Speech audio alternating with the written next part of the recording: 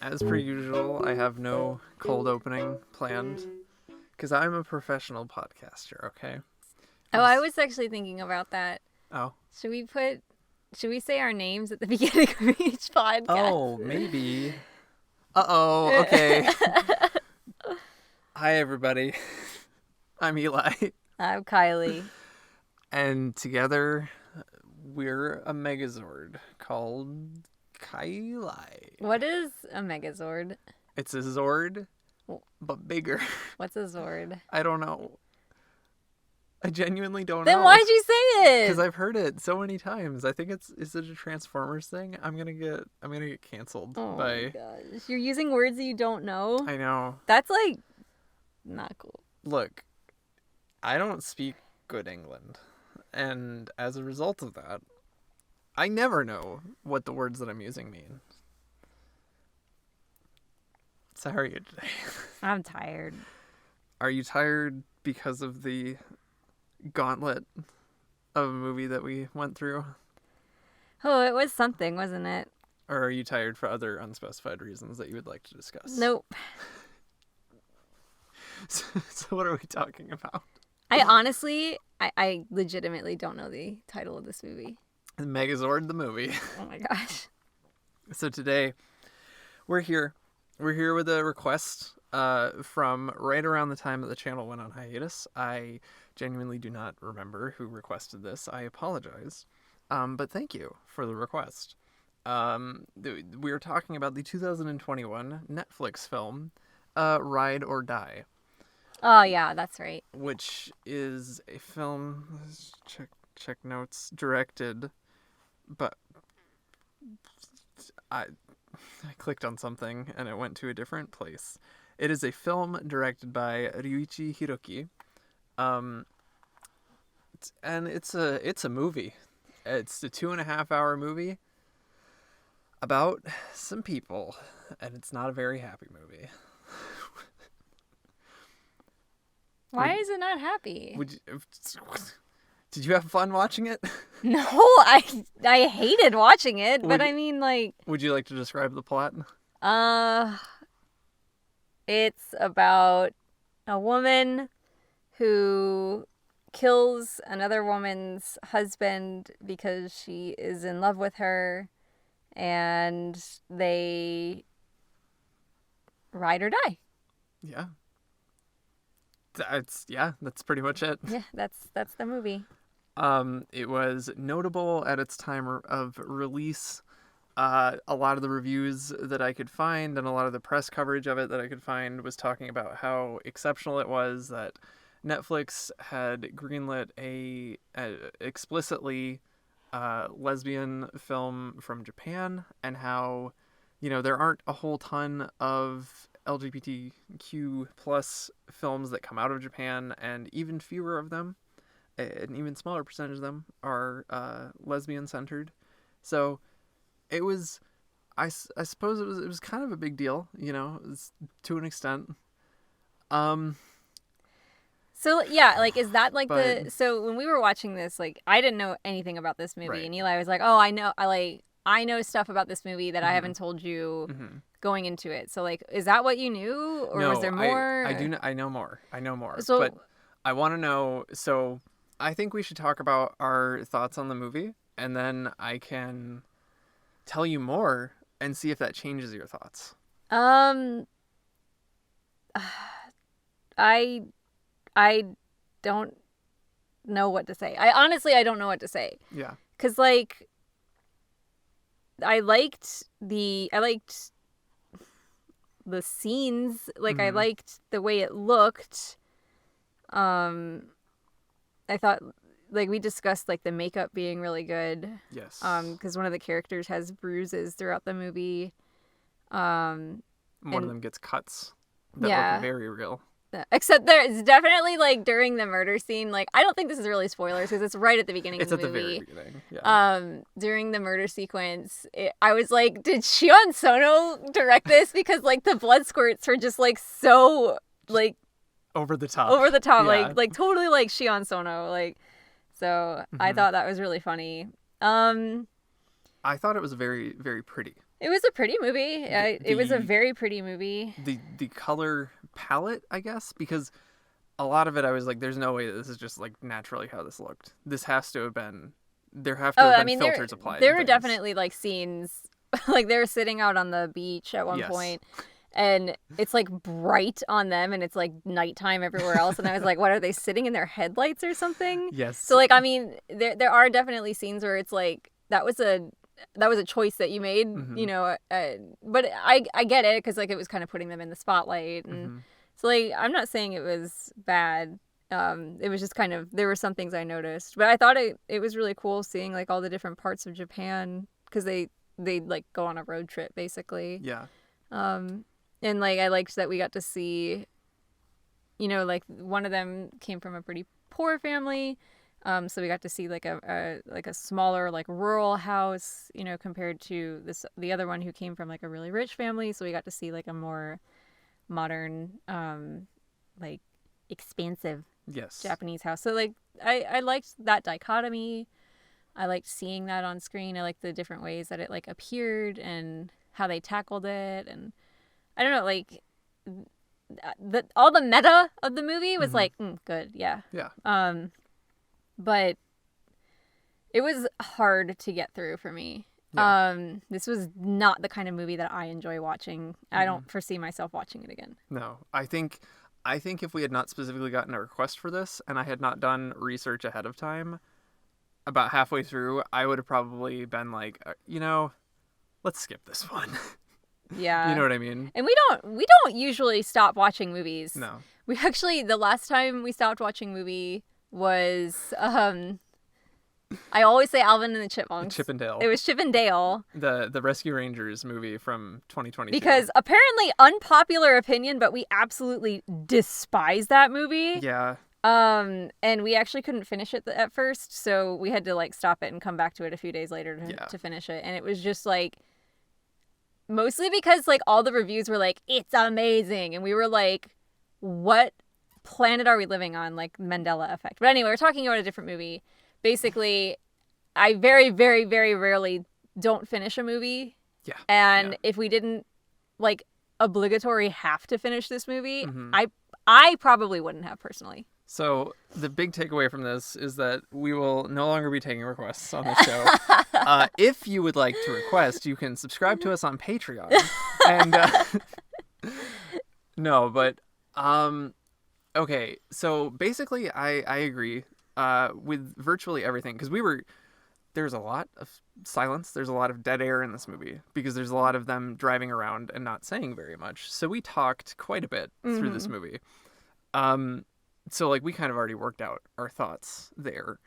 I agree. I think it's very pretty. I think in certain regards the acting is quite good. In certain other regards, maybe not so much. But I think, and some of the soundtrack is really good, and some of the soundtrack was like weird. It is all over the place. But I think maybe kind of like the elephant in the room is that this was directed by a man, and that you really get the feeling that this was directed by a man. Specifically, there are multiple scenes of both of the leads naked or partially naked that spend quite a lot of time taking a look at them being naked. Do not watch this with your parents. No. That was actually noted in one of the reviews. I did not realize that scene towards the end of the movie is 8 solid minutes of a single take. Yeah. Of just basically porn. Basically porn.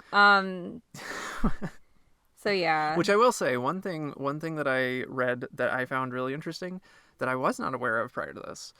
One of the leads, because of one of her friends who worked on, I guess, an American HBO production, she was introduced to the idea of having what are they called? Like not a sensitivity coach, but like a sensuality coach or something. And it's basically somebody who's on set during sex scenes to make sure that like everything is fine and everybody is comfortable and that everybody knows what everybody else is comfortable with. So like that was a thing. She was like, maybe we should hire one of those for this movie. So that was the thing. That's cool. Like, so theoretically, everybody was comfortable with everything that was going on. Yeah, I mean, like, I think that wasn't... I'm glad to know that. Yeah. I think for me, it was like me coming from, like, it was my personally coming from it and being like, I knew that it was directed by a man. And just the gratuitous nature of the sex scenes. I mean... Yeah, we can talk about that more. Let me hear your stuff about other things. So the thing that I did know beforehand, going into this, that I was very curious about, especially knowing that this was directed by a man, but it was written by a woman, is that this is based upon a manga called Gunjo, and it's written by Ching Nakamura, who is a lesbian woman, and she wrote it in the like mid 2000s. In an interview, she explained that she was doing it because she was like sick and tired of being in the closet, essentially, and that writing an explicitly lesbian story like this, and the manga is also very violent, and I don't know if it gets as sexual as this does, but it's very dark. That was essentially her way of being like, no, I'm sick of pretending that I'm not gay. So I was really curious to see how something that was very explicitly a gay story from a very genuine place would be adapted by people who are not. And I don't think it went very well, personally. Well, I mean, like, I would want to read the manga. And, like, I'm not trying to say in any way that... like lesbians aren't allowed to be very sexual and very like, you know, into their sexuality. And like, you know, I think, you know, whoever you are, you know, as long as everything is consensual, you know, if anyone's getting hurt, it's consensual, you know, like everything is all kosher and everyone is safe and everyone is good, then like you do you. But I think this just comes from a place of like that GAZE, the gaze of that, and it just, there's just an uncomfortability to it. Oh, I mean, absolutely. it's like how we've talked about how like BL in anime and manga is almost universally written by women for women. And so like I could imagine that if a gay man read BL, he might be a little offended. Potentially. Yeah. And I think that'd be valid. Like Yeah. But this felt like the inverse of that. Yeah. Sort of. Yeah. Well, and it was just like I felt uncomfortable watching it. I was actually gonna say, in what I know, which is not a ton, but in what I do know about GL and Yuri, is that it is more split between being written by men for men and being written by gay women for gay women. So I just think it's kind of disappointing to see one that is arguably in that category, but is so like dark and adult that it might not be considered GL or Yuri. It's disappointing to see something that's that authentic turn out this way. I guess it's kind of, I think a good comparison might be. But I think it's really important to note that neither of us is a lesbian. That's true. So like that's very true. We're making these statements, you know, and you know, wherever we fall in the Rainbow Mafia, it doesn't matter. You know, the point of the matter is that, you know, we're not speaking from a personal place there. We're not speaking from a personal place, and I think that's really important to note. That like I think it would be more lucrative to watch a review by a lesbian woman. And on that note, actually, so I was doing my research before this. I was looking at the reception from different people, a bunch of different reviews. It seems like this movie is pretty freaking split.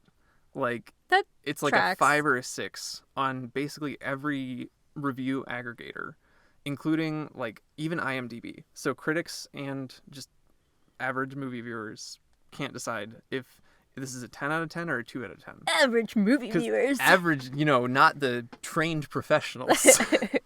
I went to movie school, okay? Disclaimer. I'm the movie boy. I did not go to movie school. I know I can legally get in trouble for claiming that. Wait, really? No. Oh. The way that they act, it would seem like it. You can say that because you know someone, right? Yeah. Is that the rule? That's the rule, That's how it works, right? But to the point that you're making, one of the top ranked results on YouTube, which I will link this in the description because I think, again, like you're saying, this would be more important to get this perspective, is from a channel called Yes Queen, who her entire channel is specifically dedicated to talking about being a lesbian living in Japan. And she's bilingual, so like half of the videos are in English and half of them are in Japanese. And I will say, this is purely anecdotal, of course, one person. Every point that we made, she talked about. Oh, so she felt the same way. She hated it. She was like... I mean, that's validating. She was like, this is exploitative. Okay. This is completely the male gaze. Oh, my gosh. Why is there only one sex scene with the woman that she loves? And more than one with... Two with a man. Okay. Why do we linger so much on her body? Honestly, I want to just like stop the review right now and just say, go watch that, frankly. Because like, that's how I feel. Yeah. Like that... I would say That's stop. fair. I do have some like stuff that I will say on my own side, but like if you want more of a review of this like actual movie, right, go watch that. And key also, the reason that I feel even more comfortable bringing that up instead of just saying, oh well, this, I know one lesbian who said this. The comments are full, like 9 to 1 of other people who are saying, I'm a lesbian. Thank you for validating me on this. Oh my gosh. And 1 out of 10 who are saying, I don't know, I kind of liked it. And that's valid. Of course that's valid. Like everybody has an opinion. We all got them, and that's fine. You're allowed to have an opinion. But I can honestly say, like, you saying that, like, I legitimately like feel like a physical sense of relief. That's good. Because this movie was just so heavy and so like. That's something people keep repeating. This too. is not cool. Mm-mm. This is not cool. I mean, I love the idea mm-hmm. of, lesbian media coming out of Japan, of mm-hmm. all places. Mm-hmm. But this is so not the way that I want it. Yeah. I want like a Fire Island. Oh my God. I want like a lesbian Fire Island from Japan. PSA, go watch Fire Island. It is incredible. I just yeah. I mean, like, and it's hard to talk about this kind of stuff when like you're not part of the group. I'm not a lesbian woman. Like, I'm not, period. Right. And so like it's hard to say, but like just in general, everything about it felt wrong. It made me want to like take my lesbian friends and be like, it's okay, like, you're safe, like, because this was just so exploitative. I think it is really. Did I say that word right? Yeah. Okay, cool. Yeah, I said it right. Cool. Yeah. So anyway, I'm not going to talk anymore about the movie, because if there's a review by a lesbian woman who discusses all these points and more, that's what you need to watch. Yeah. I will, however, talk about another point from the movie that I think is interesting just as a universal discussion. Oh, okay, yeah. But you go ahead if you have more you want to say. All that I would really want to add, because again, I'm not mimicking the points from her video. We made all of these points last night while we were finishing the movie. Yeah. While we were watching it together. And then like an hour or two ago, I watched her video and I was like, oh my God, she's saying basically everything that we said and more. So the one thing that I will say is that I really wish, for the amount of press and attention that this had gotten, that can we just have like a happy lesbian story? Like, I understand that everybody, like, there should be trashy reality TV shows for everybody. Yes. There should be dramas for everybody. There should be horror movies for everybody. There should be comedies for everybody. But like, can we please get over this like 50-year-old thing of just like, if you're any type of LGBTQ plus, then your life has to be so drama and awful and you can never be happy. And I don't know. I'm sick of it. It's tiring. We need more Fire Island. Go watch Fire Island. We need more Fire Island. All right, what do you? Okay, so this is a universal thing, and this is not just lesbians. This is like anybody who feels romantic attraction. Okay. Because I think this movie, like, it seems like it's touching on romantic attraction, and I really felt just so frustrated by this because it felt like it was trying to be like, oh no, it's so beautiful because like they would kill for each other and things like that, and like even like the like heteronormative couple for all intents and purposes that we see in the movie who are like, oh, and the one of them is like, oh, I know what I would kill for her brother and sister-in-law. Yeah, and so like, you know, I would kill, you know, and I just feel like there's this really toxic notion that you would commit murder or you know do something that would jeopardize your own self and well-being for another person that like is supposed to be romantic. And I don't understand how that is romantic. Like, yeah. Like, personally, I don't. And, like, I mean, I don't know. There's a lot of stuff about romance that I don't really understand. That's a topic for another day. But I just feel like I'm on, like, two sides of the same coin where it's like, oh, it's so cute. They would die for each other, you know? But then it's like, the logical side of me is like, yeah, but that's not okay. Like, that's not healthy. Yeah. And I think that's what, like, ultimately where I was, like, trying to get at is, like, I'm just really sick of seeing couples, and this doesn't have to apply just, you know, just to queer couples or, you know, in media or anything like that. It can be just any couples in general. But I'm really sick of seeing couples that are just so unhealthy for each other. Yeah. And we're supposed to be like, oh, yeah, this is beautiful and wonderful and great. So that's why for me, it's like, it is really validating to hear like that this movie is seen as exploitative because it did not feel good. No. Like the whole time I was like, I cannot sympathize with these people at all. And it was frustrating. And I was done like 20 minutes in. I looked over at Eli and I was like, I will continue this only because we have a request for it. Yes. That's honestly, that's exactly how I felt too. And yeah. Go watch the other review. That you're gonna get a lot more from that. Go watch Yes Queen. Was right? Yes Queen. Yes Queen. Okay. If I may restate what you're trying to say. What I'm trying to say? Wow. Stop. Well, what you are saying. Wow. If I may steelman your argument. Wow. Look. Do not uphold Jack and Sally or the Joker and Harley Quinn. Those are toxic couples. Yes. Okay. Morticia and Gomez. Yeah. Should be your model. Be Morticia and Gomez. Because they are great for each other. They are like top tier. You cannot beat it. Couple. Unless you can think of others. Put them in the comments. Yeah. If you can think of anyone who's more of a power couple. Who's more of a power couple than Morticia and Gomez, then go for it. But yeah, no. Jack and Sally.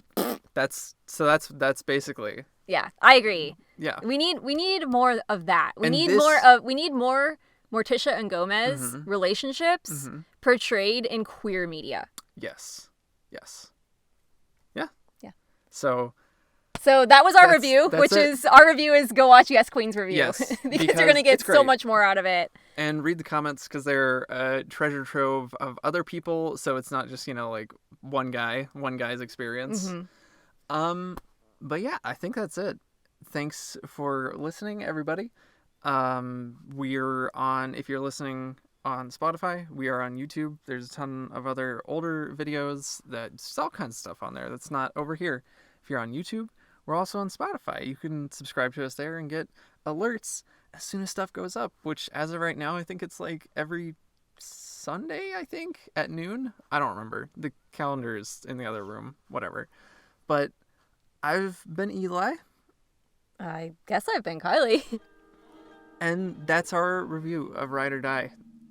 And for you, I would ride and die. Oh, wait a minute. I don't know if that's a good thing or not. Yeah, it's like, wait a minute. That's the joke. That's the, oh, wait, but I was being serious. All right, I'm walking away to turn the recording off.